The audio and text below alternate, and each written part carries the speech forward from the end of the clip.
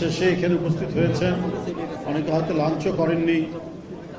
এই পরিস্থিতিতে একটি আলোচনা অনুষ্ঠান, স্মরণ সভা, আসাদ ভাই, কাজী আসাদ এই সময়ে ব্যতিক্রমী একজন মানুষ ছিলেন, বক্তারা বলেছেন।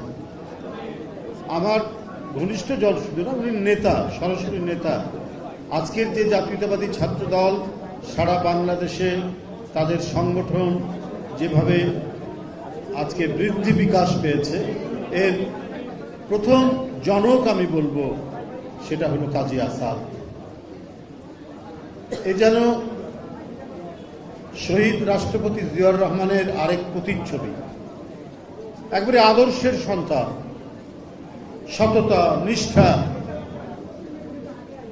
একাগ্রতা। কোন দিকের কথা বলব?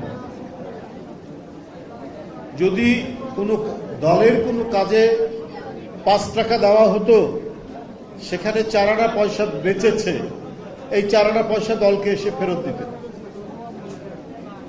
এই হচ্ছে কাজী আসাদ। নানা বিষয়ে অনেক কথা আমরা বলি, কিন্তু এই দলের মধ্যে দৃষ্টান্ত স্থাপন করা মতো নেতৃত্ব আমার মনে হয় কাজী আসাদরা অন্যতম। শহীদ রাষ্ট্রপতি জিয়াউর রহমান, দেশনেত্রী বেগম খালেদা জিয়া, বিএনপির ভারপ্রাপ্ত চেয়ারম্যান তারেক রহমান, তারা আপোষহীন ধারায় থেকে গণতন্ত্র ফেরানো এবং দুঃখ, কষ্ট, বেদনা, সততা এই দিয়ে দলকে পরিচালনা করেছেন। আর তাদের আদর্শ অনুসরণ করে একেবারে 1 সেন্টিমিটারও যিনি এদিক ওদিক হননি মৃত্যুর পূর্ব মুহূর্ত পর্যন্ত, তিনি হলেন কাজী আসাদ। আজকে আমাদের সমাজে, রাজনীতিতে নানা ধরনের ঘটনা প্রবাহ, নানা ধরনের ব্যক্তি, নানা ধরনের মিথ্যাচার, নানা ধরনের অপতথ্য, নানা ধরনের কুকীর্তি আমরা দেখে থাকি। কিন্তু আমরা কাজী আসাদকে সামনে নিয়ে আসি না। আমরা বলেছিলাম যে ডাকসু নির্বাচন, এই ডাকসু নির্বাচনের যে প্রক্রিয়ায় হয়েছে, যেভাবে হয়েছে, সেইটা যথার্থ হয়নি। এখানে অনেক অনিয়মের আমরা খোঁজ খবর পাচ্ছি। সেদিন আমরা বলেছি তাদের ব্যালট পেপার, ব্যালট বই, সেখানে কোনো নাম্বার ছিল না। জাহাঙ্গীরনগর বিশ্ববিদ্যালয় জাকসুতেও তাই। একজন ভোটার সকালবেলায় হাতে লিখে সই করে তাকে ভোটার বানানো হয়েছে, কিন্তু এটা কর্তৃপক্ষ আমলে নেয়নি। ঢাকা বিশ্ববিদ্যালয় কর্তৃপক্ষ তাদের বিরুদ্ধে যে অনিয়ম, তাদের বিরুদ্ধে যে সমস্ত অভিযোগ উঠেছে, সেগুলো আমলে নেয়নি, পাত্তাই দেয়।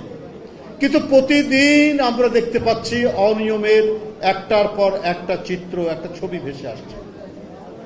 ব্যালট পেপার পাওয়া গেছে, ছাপানো হয়েছে নীলক্ষেতে, সংবাদপত্রে এসছে, গণমাধ্যমে এসছে। এটাকে আপনি চাপা দিবেন কি করে ভাইস চ্যান্সেলর সাহেব?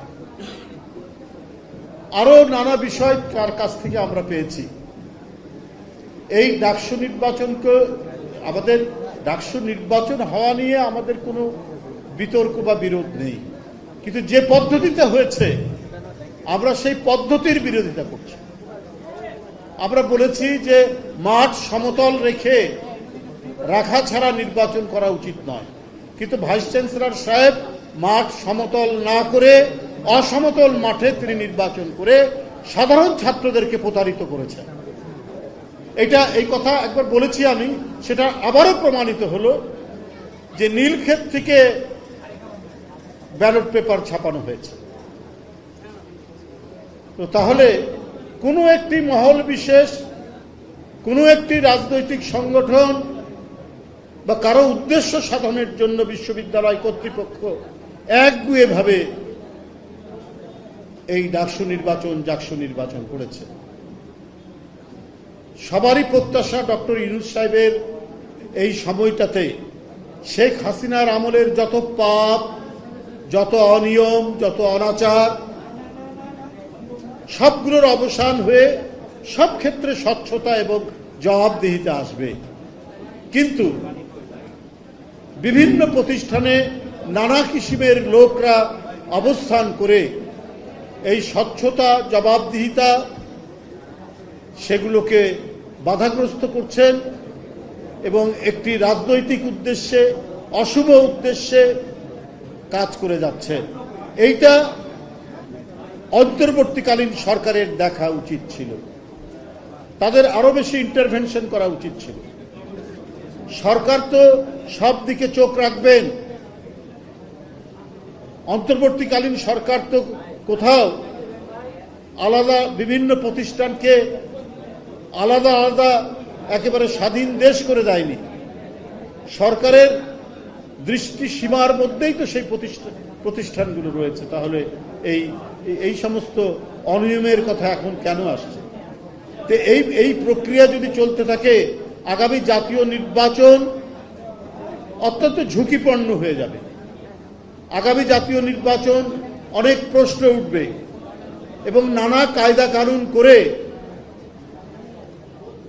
উদ্দেশ্য প্রণোদিতভাবে কোনো ফলাফল করা হবে কিনা এই নিয়ে জনমনে প্রশ্ন দেখা দিয়েছে। কারণ প্রত্যেকেরই প্রত্যাশা, 16 বছর কেউ ভোট দিতে পারেনি, ভোটাররা ভোট কেন্দ্রে যেতে পারেনি, দিনের ভোট রাত্রে হয়েছে, ভোটারবিহীন ভোট হয়েছে, আমরা আর মামুদের ভোট হয়েছে 2024 সালে। এই সমস্ত অনাচার ভোট, এই সমস্ত অবাধ সুষ্ঠু নির্বাচনকে একেবারে মাটির তলায় কবর দিয়ে শেখ হাসিনা তার রাজত্ব কায়েম করতে চেয়েছিলেন, তার ক্ষমতা ধরে রাখতে চেয়েছিলেন। সেগুলোর যদি কোনো অবশিষ্টাংশ, কোনো চিহ্ন এখনো থেকে থাকে এবং শেখ হাসিনার পথ অনুসরণ করে কাউকে জিতিয়ে দেওয়ার যদি কোনো নীল নকশা থাকে, তাহলে এই জাতির জন্য দুর্ভাগ্যজনক। তবে জনগণ ছেড়ে দেবে না।